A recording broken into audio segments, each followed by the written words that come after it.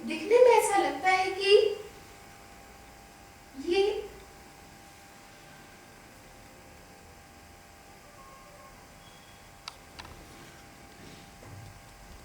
ये हम डायलॉग्स कर रहे हैं, ये हम बचपना कर रहे हैं, ये हम आंख में चोली खेल रहे हैं, लेकिन इसके पीछे कितने गहरे अधिकार की भावना थी।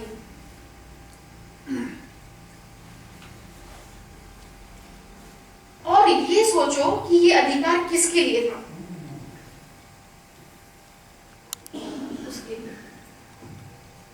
चुपचाप आके देख लेना। और जो शादी हुई वो मेरे बस की नहीं थी, मेरी क्षमता की बस की नहीं थी, क्योंकि मेरा तो शरीर भी टूटा हुआ, मेरा मन भी टूटा हुआ, पूरी तरह थकी हुई, बीमार। ये सारा मैनेजमेंट वहां से ऑर्गेनाइज था। और कहने वाले कह रहे थे कैसे कर सकती है नारी, संन्यास की बात, संन्यास की बात, ये काम इतना तो साधारण लोग भी अच्छे से मैनेज नहीं कर पाते, और उसने संन्यास की बात की।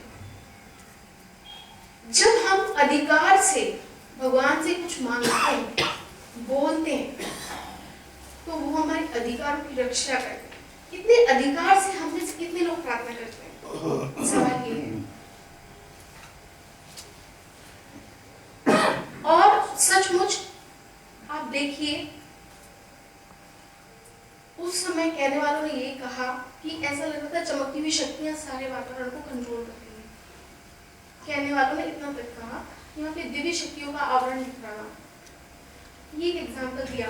एक बार मैं महाकाल मंदिर गई थी, कुछ ये साधना काल की बात है, मैं उस समय 12th में थी। प्रार्थना की बात बता रही हूँ, प्रार्थना की महिमा बता रही हूँ।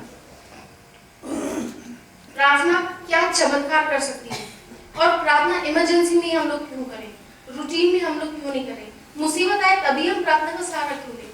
उसकी बात पे मैं बात बताती हूँ। महाकाल मंदिर में जब मैं साधना के लिए गई थी, बहुत स्ट्रेसेस में से मैं निकल रही थी, बहुत टफ टाइम था मेरी साधना का। और उस समय स्वामी जी की भी मदद बहुत सीमित मिल पाती थी, क्योंकि स्वामी जी अजमेर में बहुत कम रहते थे। और उस समय मैंने कहा कि भगवान मैं तुम्हारे द्वार पे आना चाहती हूँ, और इंदौर में मैं हूँ अभी, लेकिन मेरे पास कोई साधन नहीं है तुम्हारे पास आने का, और मैं बैठ के तुम्हारे मंदिर में कम से कम 2-3 घंटे अपना कुछ ध्यान समाधि लगा के बैठना चाहती हूँ, ध्यान करना चाहती हूँ। तो मैंने फिर उस समय के भाई से कहा कि मुझे ऐसा कर, तू बस में बैठा दे, मुझे महाकाल मंदिर जाना है, वो उज्जैन में पड़ता है। और मैंने कहा कि तू मेरी चिंता मत करना, मैं अपने यहाँ बस पकड़ के आ जाऊंगी। तो उसने कहा कि बस में क्यों जाती है, मैं तुझे ले चलता हूँ अपनी कार में, तू अपना साधना देख लेना, मैं तुझे ड्रॉप कर दूंगा, और तब तक मैं अपने कुछ पेमेंट्स वगैरह लेके आ जाऊंगा, तब तक जब तू फ्री हो जाए मुझे फोन कर देना। मैंने कहा लेकिन तू स्पेशली मेरे लिए क्यों चल रहा है इतना दूर से? कहा अरे फालतू की बातें मत कर। पहली चीज, मेरी उसके साथ कोई गहरी रिलेशनशिप नहीं, मेरा रिलेशन में भाई जरूर था वो, लेकिन मेरी आत्मीयता उससे भी नहीं थी। लेकिन उसने स्वाभाविक रूप से मुझे कहा कि मैं छोड़ देता हूँ। जब मैं वहां पे गई, बड़ी अजीब स्थिति हो रही थी, द्वार के बाहर तक लाइन लगी हुई थी। महाकाल मंदिर पूरा भरा हुआ था, पूरा भरा हुआ था, पूरा, मतलब मैं द्वार के बाहर खड़ी थी लाइन में। मेरे मन में एक विचार आया, और विचार बड़ा ऐसा था कि मैं दुख में गई थी, क्योंकि बड़ी पीड़ा में गई थी, साधना करना चाहती थी। मैंने शिवजी से कहा मन में मेरे भाव रहा कि भगवान तुम्हारी बेटी लाइन में खड़ी है, पिता को भी अपनी बेटी से मिलने के लिए लाइन में लगना पड़ता है, मैं लाइन में लगी हूँ पागलों की तरह, और तुम्हारी बेटी हूँ। आज तक तो कभी मैंने देखा नहीं है कि किसी बेटी को अपने पिता से मिलने के लिए लाइन में लगना पड़ रहा हो। इन लोगों के बारे में मैं नहीं जानती, लेकिन मैं अपने बारे में जानती हूँ। मैं तो लाइन में खड़े होने वाली हूँ नहीं, अब मैं वापस जा रही हूँ। इतना गुस्से में, गुस्सा किस में आता है? जिस पे अधिकार होता है, जिस पे हम हक मानते हैं, इसे कहते हैं हक, जिसमें हम अपना हक मानते हैं।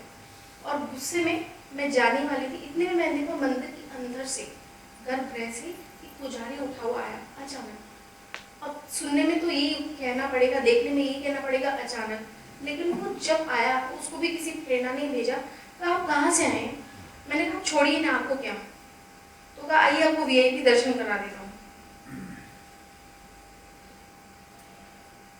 मैंने कहा आप मुझे क्यों कराओगे, कितनी आपको वो चाहिए, क्या कहते हैं पैसे को, वो पंडित होते हैं ना लेते हैं, क्या कहते हैं दक्षिणा, हाँ तुम्हारी दक्षिणा बताओ क्या है।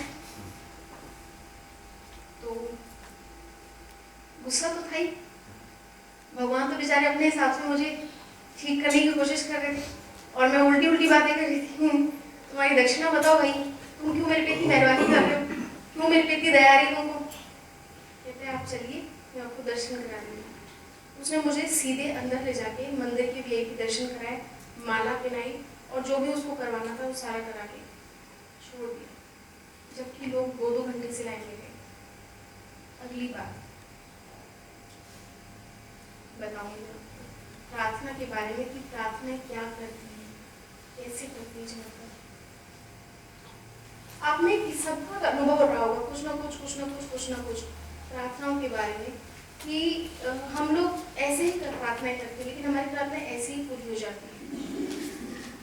हमारे यहाँ पहले मैं देखती थी घरों में सत्यनारायण जी की पूजा हुआ करती थी, दुर्गा सप्तशती के पाठ हुआ करते थे, वैभव लक्ष्मी के पाठ भी हुआ करते थे, बाकायदा अमृत बनाया जाता था, बाकायदा प्रसाद बनाया जाता था। अब तो ये प्रचलन कम हो गया, लेकिन प्रार्थनाएं क्योंकि सीधे भाव से जुड़ी होती है, ये चीज़ याद रखिए, प्रार्थना का संबंध सीधे भाव से होता है, तो वो भाव हमारे लिए चमत्कारों की रचना कर देता है, हमारी कल्पना के परे। साइंटिस्ट कहते हैं हमारे मस्तिष्क 2 भागों में बटा हुआ है, एक दायां भाग और एक बायां भाग। बायां भाग तर्क से संबंधित है, ज्ञान से संबंधित है, विज्ञान से संबंधित है, और दायां मस्तिष्क जो है वो संगीत से संबंधित है, भाव से संबंधित है। कहते हैं कि आदमी तर्क से धीरे धीरे किसी चीज पे पहुंचता है, लेकिन भाव से वो एकदम जुड़ जाता है। जैसे आप मानो कि मेरे लिए नए हो और मैं आपसे बात करूं और आपको समझाऊं कि देखो ज्ञान में ये होता है, देखो भक्ति में ये होता है, देखो ऐसा होता है, देखो ऐसा होता है, ऐसा होता है, और इसकी जगह मैं आपको एक भजन सुना दूं जो आपको एकदम ले डूबे, वो 5 मिनट का भजन जो काम कर जाएगा वो आधे घंटे का ज्ञान नहीं कर पाएगा। प्रार्थनाओं के बारे में, प्रार्थना अक्सर हम लोग इमरजेंसीज में किया करते हैं, लेकिन अगर ये हमारी लाइफ स्टाइल का हिस्सा हो जाए और हृदय से हम उसे करना शुरू करें, अक्सर प्रार्थनाओं में मैंने देखा यंत्रवत्ता आ जाती है। हालांकि यंत्रवत्ता भी हमारे लिए काम करती है। स्कूलों में जो प्रार्थनाएं होती हैं आपने नोट किया, यंत्रवत होती है, हे शारदे माँ, हे शारदे माँ, भगवती भुवनेश्वरी तू है हमारी आत्मा, इस तरह की बहुत सारी चलती रहती है प्रार्थनाएं, वो यंत्रवत होती है।